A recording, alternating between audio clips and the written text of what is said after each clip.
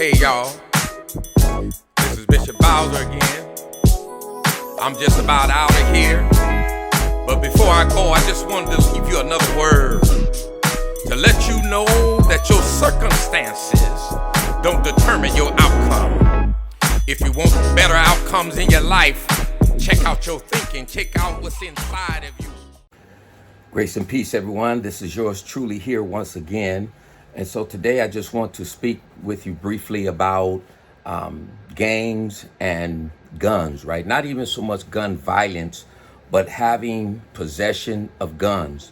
You know, you hear the saying all the time where people say, I'd rather get caught with a gun than without a gun, or I'd rather be judged by 12 than carried by 6. You know, you got to ask yourself, where did these statements come from? Who started saying that, right? Because I know people who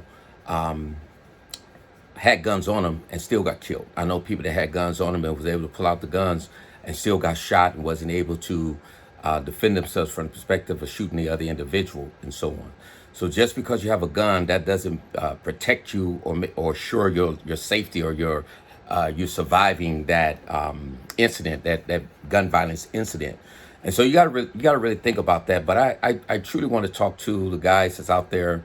You know, you're involved in the gangs, and you got there's a lot of guns on the streets, and people have various reasons for having guns. But one of the things you have to know for sure is that, you know, if you get caught with a gun, you know, that's going to be, you know, it could be possibly a felony on your record if you're a felon in possession of a gun, or it could begin that process, right? And so one of the things that you need to think about in regards to that is, do I really need to have a gun with me? Whatever you're doing, right? Whatever you're doing, because you know, if you leave out your house in possession of a gun, whether it's in your car or it's on your person, in your bag or whatever, you possibly could be searched and that gun could be found. And so you got to think about that. And don't get me wrong. I understand, you know, that those of you on here that know me, you know that I'm a former gang member. I've been arrested for possession of a firearm, right? I've been in shootouts and lost a lot of guns running from the police and different things like that. So I clearly understand it. That's what I used to say. But now being your elder and being someone that want to give you and share with you a little wisdom, I just want you to understand that, you know, it's more important that you be alive, out of prison, here with your family and your loved ones and in the community, right? Thriving, being healthy, and living and being prosperous and successful. That's what I want to see, and that's where I want you to be. But if you're out and you have gun on you, most of the time your spirit changes. A possession of a gun will change your spirit. You're more bolder. You're more quickly, especially if you don't have self-control, you're more quickly to pull that gun out and try to shoot someone, or you're more. It'll be more easier and faster for you to get into a personal conflict or argument with someone when you have a gun, because you're emboldened, right, to commit whatever act it is that you're going to be engaged in. And so whether you get in a car, or whether you're walking down the street on a bike, or whatever, in your house, or wherever it is, you're taking a high risk of having these guns on you. And so, you know, nowadays there's so many guns on the streets that law enforcement know that if they stop you, they probably will find a gun. So they will pat you down, they will pat your car down, and so on, looking for a gun, right? And so, and if they find one, you know, you can get, I know people got a lot of time. I got a homeboy that did 25 years in prison for being in a car with someone that had a gun. It wasn't even his gun, right? And he wasn't going to snitch, so he ended up doing 25 years. He got 25 years to life for that. Of course, he got struck out on that, but that's one of the extreme scenarios that I know about. But there's the typical cases that I'm seeing individuals go to prison for today. You know, it's anywhere from 16 months to 7 years, right? And you can get even more time than that. That's time away from your family and people that you love. That's another charge on your record. I also know people who been arrested for guns, done time for guns, and you still have guns, right?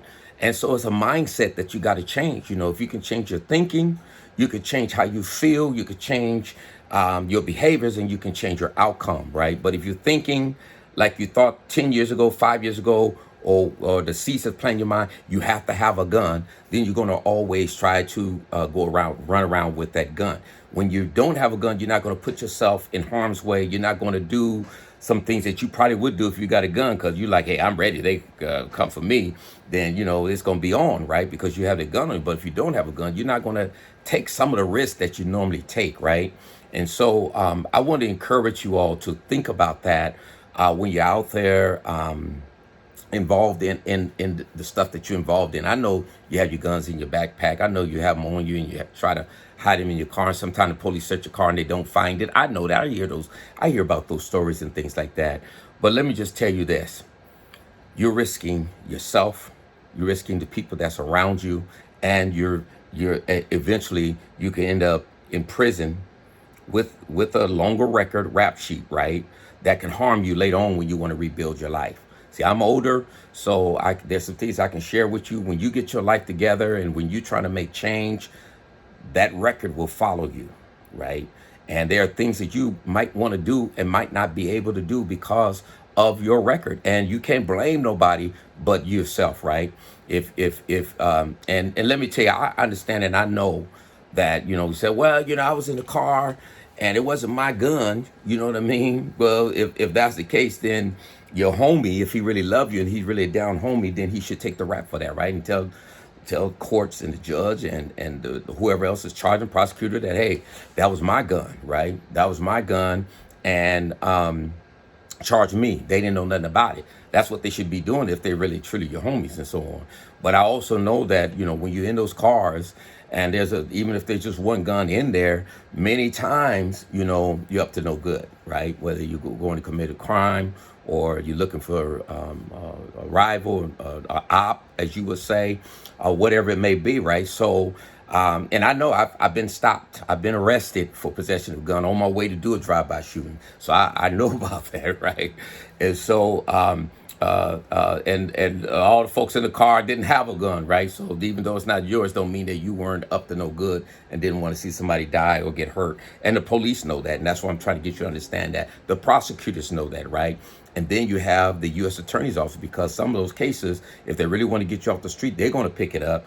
And I believe you can get more time on the federal side for these guns. And don't forget about these RICO indictments they will tie you into. Don't forget about some of these dirty guns you all have that's already been used in a crime, whether it's a shooting or a robbery or whatever it is, and then you have possession of it. If you didn't buy it fresh out the box or know that no one else used it, it could be a dirty gun, and then they could tie you into that, right? And I remember when I got arrested for a firearm, I was up in juvenile hall, and they were trying to charge me with 2 armed robberies, right? And so all those type of things can happen when you think about, or when you look at it from the perspective of having a firearm. So I'm just trying to encourage you, because I want to see you alive, and I want to see you out here, So don't take the risk of running around with a gun where you can get arrested, or if you don't have self-control, if you don't have discipline, right, not to pull that gun out, then you'll end up, if you have it, you'll end up using it because you have it on you, right? So have some discipline, or if you don't have no discipline, you shouldn't have the gun on you also. But I really tired of seeing our young black men and women being arrested for guns, going to prison for guns, being shot, being killed with guns. And we got to start somewhere to try to get these guns off the streets.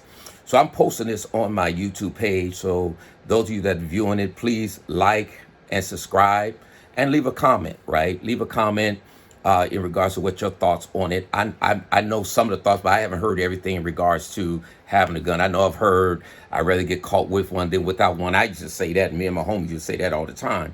And but a new one that I've been hearing for the past few years is I'd rather be judged by 12 than carried by 6, right? And I don't want neither. I don't want to be judged by 12 or carried by 6. So I don't have any guns whatsoever, and that caused me to be more respectful to people, because I don't want nobody coming for me either, right? I don't want no trouble. I want peace. And so so you have a different mindset when you understand that, right? And so that's all I'm trying to do, is encourage you to get rid of the guns. You don't need to carry it with you. You don't need to have it with you in your car or anywhere else. And when it does, take responsibility for it, right? Don't let all your homies go down with you, because and it was your gun, right? Take responsibility for it. Say, hey, it was my gun. They don't have nothing to do with this, and I'll take the time for it, right? Be a man and man up on it.